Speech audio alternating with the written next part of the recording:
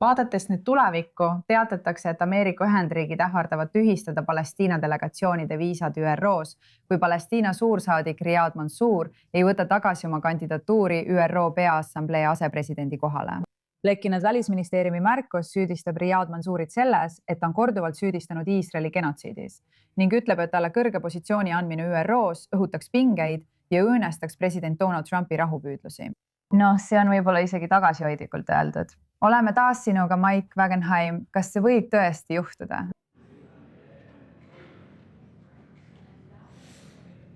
Ma ei usu, et see lõpuks juhtub, Eliali. Tundub, et vähemalt arutatakse võimalusi sellest mööda minna. Muide, üks asi, millest paljud ei räägi, kui jutuks tuleb Riyad Mansouri viisa võimaliku tühistamise teema. Ta pole mitte ainult palestiinlane, vaid ka Ameerika Ühendriikide kodanik. Ameerika Ühendriikide kodaniku viisat on üsna raske tühistada ja erinevalt USA suursaadiku ametist on tema ÜRO suursaadik või ÜRO saadik. Ja Washington ei vastuta ÜRO volituste andmise eest. See tekitab seal natuke segadust, nagu liiv rataste vahel.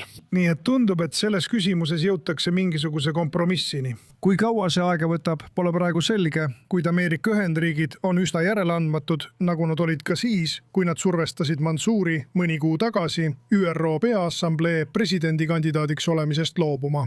Põhimõtteliselt öeldakse, et olles asepresident, võidakse sulle anda ülesandeid juhtida Peaassamblee istungeid. See pole päris sama asi, kuid sisuliselt on sul sageli õigus neid koosolekuid juhatada. Nad ei taha, et sellest saaks pidev võitlus, et hoida tähelepanu eemal Palestiina kaebustest, mida Mansour siin ÜROs sageli esile toob. Ja nii on siin taas survekampaania käimas. Lõplikku lahendust pole siiski veel saavutatud.